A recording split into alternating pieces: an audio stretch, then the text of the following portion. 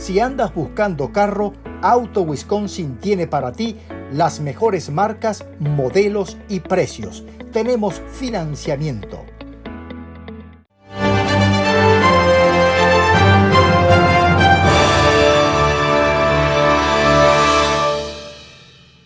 Saludos amigas y amigos de Entérate Wisconsin, el periódico de mi gente del estado de Wisconsin en Estados Unidos. Bienvenidos todos a la entrevista de la semana en Entérate Wisconsin. En este día vamos a estar conversando con el doctor Julio Palacios. Julio Palacios es un terapista venezolano quien es egresado de la universidad en Alemania, además de que posee un doctorado y una maestría en terapia, ambos logrados aquí en los Estados Unidos. Con él estaremos abordando un tema bien interesante, pero además con una importancia vital en estos días. Se trata de cómo vencer la angustia. Sí, parece que ya no debemos hablar de estos temas, pero hoy más que nunca debemos evaluar y abordar el tema de la salud emocional. Y es por eso que hemos invitado a conversar con nosotros y con todos ustedes a través de la entrevista de la semana al doctor Julio Palacios. Bienvenido a la entrevista de la semana de Entérate Wisconsin, doctor Palacios. Gracias, Germán, por la oportunidad de poder expresarme a través de este medio tan importante y con tu persona y con todo el público que ahora mismo estamos atravesando una situación bastante difícil, pero que es posible manejarla, dadas las circunstancias. Es difícil porque todo esto es nuevo, incluida la pandemia. O sea, todavía los grandes científicos del mundo están trabajando, buscando la manera de crear una vacuna.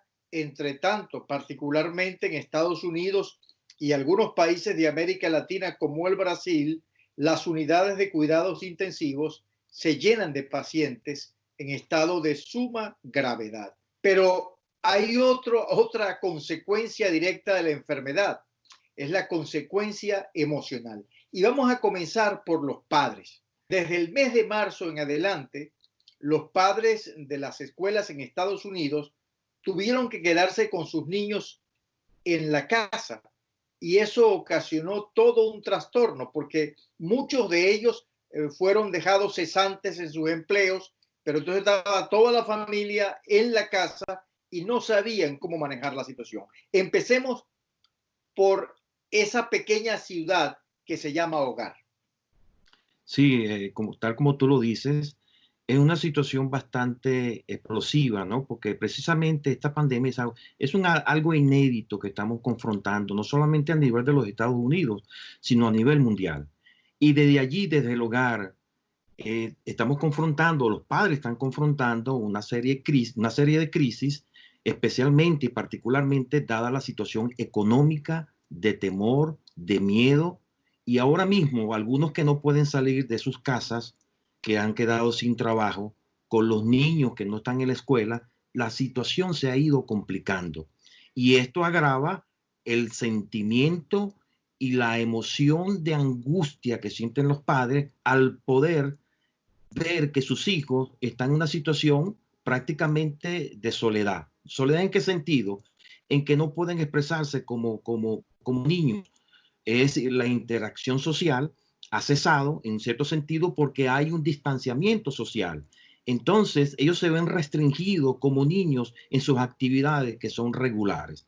Y esto, por supuesto, es una carga emocional para todos los padres, pero también para los hijos. Ahora, ¿cómo manejan los padres esa situación? Porque lo que hemos visto muy frecuente en tiempos de pandemia o sin pandemia es que los padres toman los dispositivos electrónicos y le entregan a los hijos una tableta, un teléfono celular o una computadora para que de alguna manera ellos drenen esa parte de soledad y falta de interacción social. ¿Eso es lo más recomendable, doctor? No, no es recomendable. Mira, realmente las relaciones interpersonales, especialmente de padre y de hijo, no pueden ser sustituidos por los aparatos electrónicos, por los teléfonos. Y aparte de que vivimos un tiempo, una época en la cual las personas no se comunican. Es decir, esa interacción familiar de padre a hijo, esa comunicación se ha roto y de hecho, cuando tú ves un hogar promedio donde están los hijos, están los padres, cada quien está con su dispositivo electrónico, bien sea con una tablet o están con un teléfono y la interacción familiar se corta. Ahora sumemos a esta situación que crea angustia, que crea ansiedad, el hecho de que están todos juntos allí y que se está creando una especie de olla de presión que en algún momento va a estallar. De hecho, ahora mismo hay informes que hemos recogido nosotros donde se están confrontando graves problemas de violencia familiar, intrafamiliar.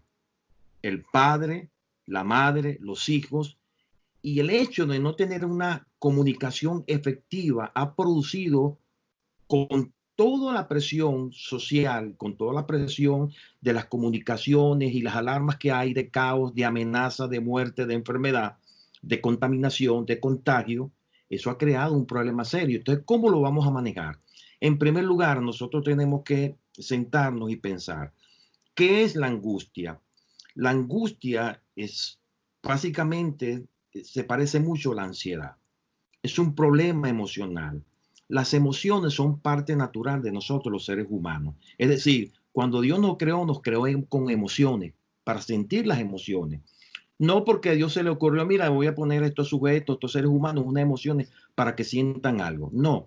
Mira, la esencia de la inteligencia emocional es poder usar las emociones para lo que están. Por ejemplo, cuando una persona tiene depresión, la depresión no fue hecha para que la persona salte de un quinto piso y se quite la vida. No, es para que en ese estado pueda meditar y resolver el problema. La esencia de la inteligencia emocional es poder manejar estas situaciones emocionales para que nosotros podamos resolver problemas y no para crearnos problemas. Ahora, ¿qué tipo de técnicas usted recomienda para que las familias en casa que nos están viendo y escuchando puedan manejar las emociones de manera adecuada y evitar desenlaces fatales? ¿Qué Bueno, cosas podemos hacer? primero que yo recomiendo en todos estos casos, y aquí la psicología conductual cognitiva nos da algunos pasos que tenemos que hacer nosotros. En primer lugar, hablar, es decir, restablecer los canales de comunicación. Es decir, es dejar expresar a los hijos qué es lo que están sintiendo y los padres expresar sus sentimientos, sus miedos y confrontarlo. ¿De qué manera? Nosotros tenemos un procedimiento muy importante. Uno es no encerrarse en el problema. Es decir, mire, la palabra angustia viene del latín y significa el miedo a saltar, el miedo a caer en un profundo vacío. Es decir, cuando nosotros confrontamos y decimos, mira, esto es lo que yo estoy sintiendo, porque el no expresar esa presión que tenemos por dentro va a producir mayor tensión y mayor angustia. Entonces, número uno, racionalizar el problema. ¿Qué es lo que estamos sintiendo? Número dos, ¿qué vamos a hacer? ¿Cuáles son los pasos que tenemos que dar? Usualmente la persona que está bajo presión y bajo angustia, usualmente no expresa esos sentimientos y se los guarda. Y eso va creando una cantidad de pensamientos que muchas veces son pensamientos catastróficos, porque la gente está pensando en el mal, está pensando en la enfermedad, está pensando en la crisis y eso no ayuda. Es decir, el pensamiento catastrófico ocurre porque la persona comienza a imaginar que la situación se va a poner peor, que no hay salida. Y siempre, Germán y estimados amigos, hay una salida. Entonces tenemos que racionalizar nuestros pensamientos y pensar que nosotros podemos resolver y vamos a salir de esta crisis. Entonces, número dos, mire, hay que hacer ejercicio. Caminar es una forma de drenar esa presión y ese malestar que sentimos nosotros. Cuando nosotros hacemos esto, hay algunos psicólogos que recomiendan lo que llaman el mindfulness, que significa usted racionalizar el problema, ver el problema y decir, mira, este es el problema que tenemos. ¿Qué vamos a hacer? ¿Cuáles son los pasos que vamos a dar? Bueno, tranquilizarse. Algunos acuden a ciertas terapias, a la meditación trascendental, pero yo siempre recomiendo una vía y es la vía de la fe, la vía espiritual. Es decir, tener la confianza suficiente para entender que no es la primera vez que la humanidad se confronta con pandemias y con situaciones difíciles, pero pensar y poner pensamientos positivos de que sí podemos lograr y salir de esta crisis. Número 3, mire, hay que cortar todas estas conversaciones que tienen que ver con la crisis. Lo que hacemos nosotros, que estamos constantemente invadidos y bombardeados por los medios de comunicación, donde lo que se habla es de COVID-19, se habla de vacuna y esto ligado con teorías de conspiración, lo que hace es acrecentar el miedo y la angustia. Entonces nosotros tenemos que bajar la adrenalina y sentarnos y meditar. Yo siempre aconsejo la vía de la palabra de Dios. Hay un salmo, el Salmo 91, es uno de los salmos más conocidos de toda la Biblia, que nos dice a nosotros que Dios tiene cuidado de nosotros. El que habita el abrigo del Altísimo morará bajo la sombra del Omnipotente. El Salmo 23, el Salmo del pastor. Jehová es mi pastor, nada me faltará. Aunque ande en un valle de sombra de muerte, tu vara me infundirán aliento. Es decir, ¿cuáles son los temores que tenemos? El temor a la muerte, el temor a ser contaminado, a ser contagiado, el temor económico, a una crisis. Todo esto se puede manejar si nosotros meditamos, nos sentamos y racionalizamos nuestros problemas para poder salir de esa situación que no es fácil, pero podemos echar para adelante. Ahora, me gustaría saber, además de la terapia espiritual que usted recomienda y que me imagino que es parte de las herramientas de su trabajo diario en consejería de personas y de familia, ¿cuándo ir a un especialista clínico, a un psicólogo, a un psiquiatra? Mira, ¿En qué momento? muy importante tu pregunta.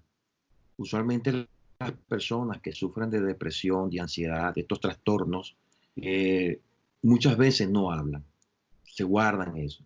Ahora, es normal que todos suframos angustia, es normal que usted tenga miedo, es una emoción que no es negativa cuando se usa adecuadamente, porque te permiten salvarte de situaciones difíciles. Ahora, si usted tiene alguno de estos 3 o 4 de estos síntomas que le voy a describir a continuación, usted debe ir a una consulta profesional.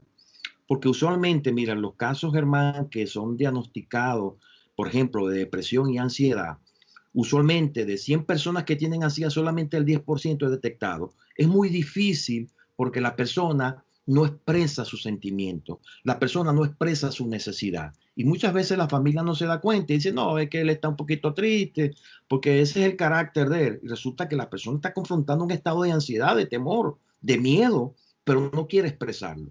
Entonces, si usted, por ejemplo, uno de los síntomas, yo voy a escribir algunos como 8 o 10, pero si usted tiene 3 o 4 de estos síntomas, usted debe ir a la consulta profesional. La persona siente mareos, siente que pierde el equilibrio, siente que tiene aturdimiento mental.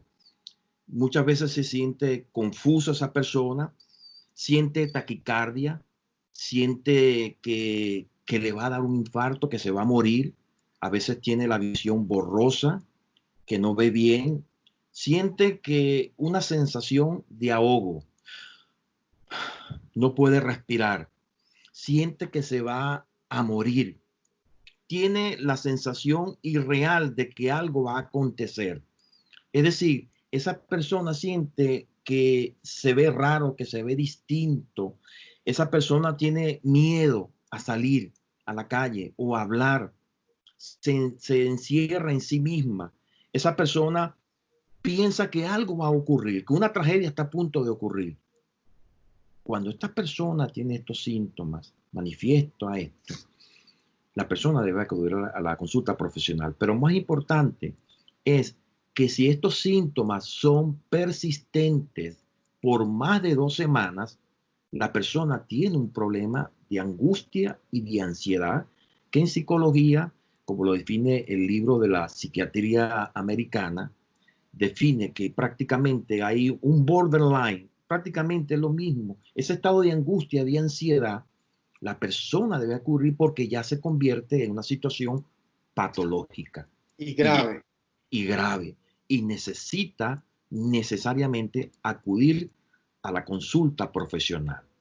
Ahora, usted habla de la importancia de la comunicación intrafamiliar Y también hizo referencia que en este tiempo de aislamiento, de cuarentena, de encierros en las casas, se multiplicaron los casos de violencia doméstica, ¿no? Que eran frecuentes en esos hogares, pero ahora se hicieron muchísimos más, hubo más incidencia de hechos. Pero hay un elemento que es importante que lo abordemos. Generalmente los latinos en Estados Unidos, lo que es la comunicación en el hogar es el gran desaparecido. Es decir, las parejas muchas veces no hablan, sino que discuten, no acuerdan, sino que pelean, y de allí viene el derivado de la violencia doméstica, manifestada en palabras ofensivas, destructivas, como también en el uso de la fuerza física. ¿Cómo aprendemos a hablar en familia? Porque se trata de aprender a hablar. No, porque en mi casa a mí no me enseñaron eso, no fue lo que yo vi en mi hogar. Pero se puede reaprender, nos podemos reeducar para la comunicación en la familia. Por supuesto, es muy importante. Usualmente las personas solemos dar información, transmitir información. Y muchas veces en esas interacciones entre el padre, la madre, el esposo, la esposa y los hijos, simplemente nos limitamos a pasar información. ¿Cómo estás? ¿Todo bien? ¿Me hace falta algo? Pero no hay esa interacción emocional, esa conexión emocional que se pierde precisamente por una falta de comunicación, valga la redundancia, en el sentido de que no hemos sustituido esa interacción entre los padres y los hijos y ha sido sustituido por un elemento que es el teléfono, el celular.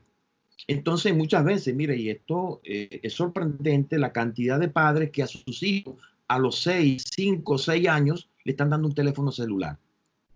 ¿Qué estamos haciendo? Estamos derivando nuestra responsabilidad a un dispositivo que es muy peligroso, porque lo paradójico de las comunicaciones es que en un mundo donde hay tanta tecnología, los seres humanos no nos estamos comunicando.